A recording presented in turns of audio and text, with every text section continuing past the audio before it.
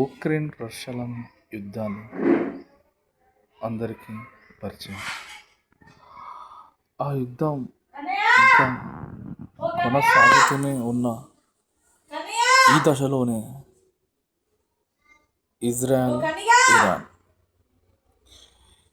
ఈ రెండింటి మధ్య యుద్ధాలు భయానకమైన పరిస్థితిని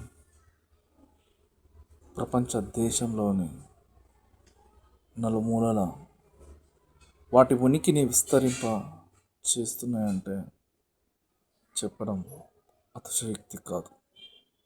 ఎందుకనంటే ఇరాన్ ఇజ్రాయెల్ యుద్ధాల వల్ల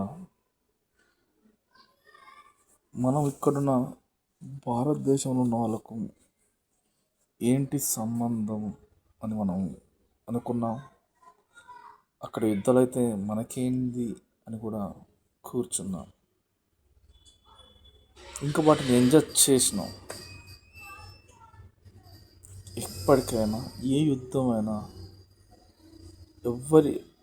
యుద్ధాలు చేసే వాళ్ళకే కాదు, ఆ యుద్ధాలు చూసి దాన్ని ఆపన వాళ్ళకు కూడా ఆ ఎఫెక్ట్ ఉంటుందని ఇప్పుడు ప్రజెంట్ మనకు చూస్తే అర్థమవుతుంది. ఎందుకంటే గతంలో రష్యా ఉక్రెయిన్ మధ్య జరిగిన యుద్ధం మన ఒంటింట్లో నూనెని రెట్టింపు చేస్తే, అదే ఇప్పుడు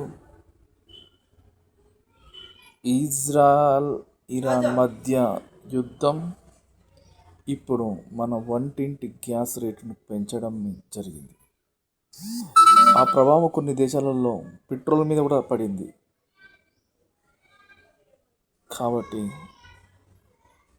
యుద్ధాల వల్ల ఎవరికి లాభాలు ఉండయి. దాని అంతిమ తీర్పు నష్టాలు తప్ప లాభం అనేది కష్టం.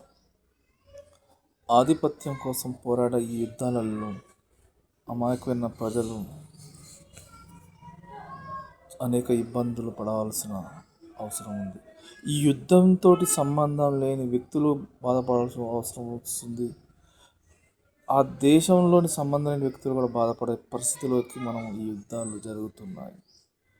కాబట్టి దయచేసి యుద్ధాలు నా యొక్క భవిష్యత్తు ఇంకొక 3 రోజులలో ఈ యుద్ధాలు ఆగి తీరబోతున్నాయి. ఇది నేను చెబుతున్న మాట. 100% ఇరు దేశాల మధ్య యుద్ధం ఆగబోతుంది.